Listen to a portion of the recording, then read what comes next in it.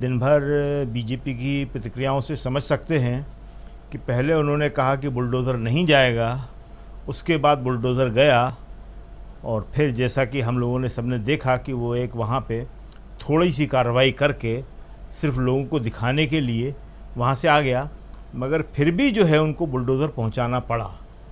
नहीं तो पहले तो उन्होंने साफ कह दिया था कि बुलडोज़र वहाँ नहीं जाएगा। तो बुलडोज़र क्यों पहुँचाना पड़ा?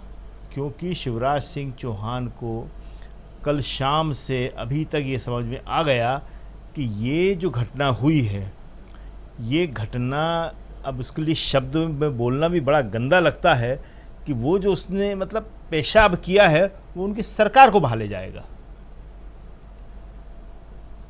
आज की तारीख़ में आदिवासियों के बीच में जो गुस्सा है वो उसकी आप कल्पना नहीं कर सकते। और ये गुस्सा सिर्फ इस घटना से नहीं हुआ, इससे पहले अभी कुछ दिन पहले 3 आदिवासी बहनों की एक साथ लाशें एक पेड़ पे झूलती हुई मिली थी।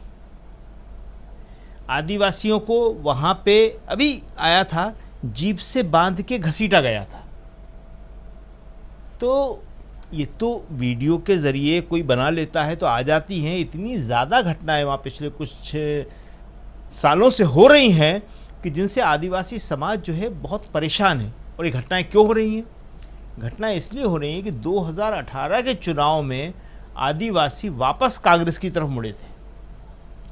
जैसा कि आपने बताया जो कि 47 सीटें वहाँ रिज़र्व हैं एसटी के लिए, आदिवासी के लिए, उस 47 में से 30 जो है कांग्रेस ने जीती थी।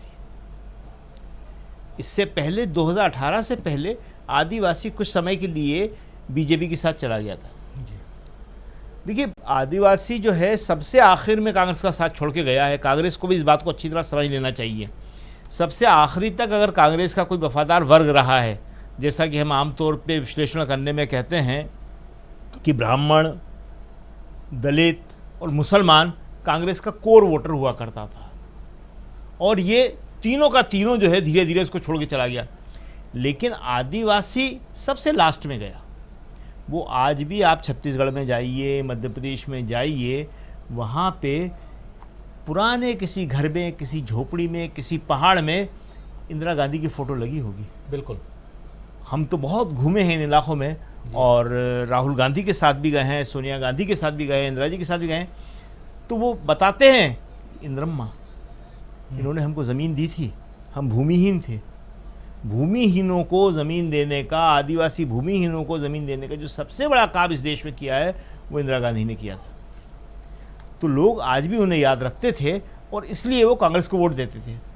मगर कांग्रेस जैसे कि बाकी वर्गों को नहीं संभाल पाई, इसी तरह उनको भी नहीं संभाल पाई, तो बीजेपी के पास चले गए थे और 2018 में उनकी वापसी हुई थी। तो आज इसलिए मध्य प्रदेश की सरकार बुरी तरह घबराई हुई है। दूसरी बात क्या है कि 47 सीटें रिज़र्व हैं एसटी के लिए और 35 सीटें रिज़र्व हैं एससी के लिए, दलितों के लिए।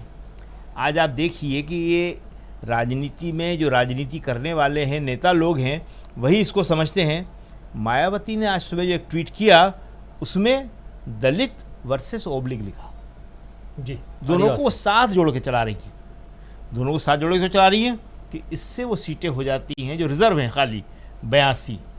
तो 82 तो ये सीटें रिज़र्व हैं, और इसके अलावा करीब 50 सीटें ऐसी और हैं। 37-38 आदिवासी बहुल या आदिवासी प्रभाव वाली, और उसके अलावा 12-13 सीटें जो हैं वो दलितों के असर वाली या प्रभाव वाली जी। तो 50 और 82 ये बहुमत के आंकड़े से भी ज़्यादा निकल जाता है। 132 सीटें हो जाती हैं। ये 230 में से 116 सीटें बहुमत के लिए चाहिए होती हैं, और ये सीटें जो हैं 130 से ऊपर निकल रही हैं। तो आप सोच सकते हैं कि दलित आदिवासी का गणित वहाँ कितना मजबूत है। और जो हम आबादी की बात कर रहे थे, परसेंटेज की बात कर रहे थे, तो दलित का परसेंटेज वहाँ है 16 और आदिवासी का परसेंटेज है 22। मध्य प्रदेश की बात कर रहे हैं खाली हम आपको। जी बिल्कुल। टोटल हो जाता है 38% वोट में सरकार बन जाती है। मोदी जी की 37% वोट में केंद्र में बनी हुई है। बिल्कुल। तो इसलिए ये वहाँ पे बीजेपी के अंदर बहुत बड़ी घबराहट फैली हुई है। अब एक बात और बताते हैं, आदिवासी जो आपने कहा और प्रशांत जी ने भी कहा कि राहुल गांधी बड़ी मुश्किल से कांग्रेस की उस जो आइडियोलॉजी थी, जो उस मूल विचारधारा थी, उसको वापस ला पाए हैं। बहुत सही बात कही है ये।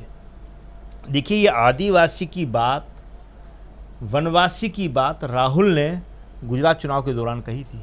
बिल्कुल। अपनी यात्रा के बीच में से राहुल गुजरात गए थे। राहुल जब यात्रा कर रहे थे तो राहुल ने कह दिया था कि मैं यात्रा के बीच में से कहीं नहीं जाऊंगा, और कहीं गए भी नहीं, वो हिमाचल गए ही नहीं।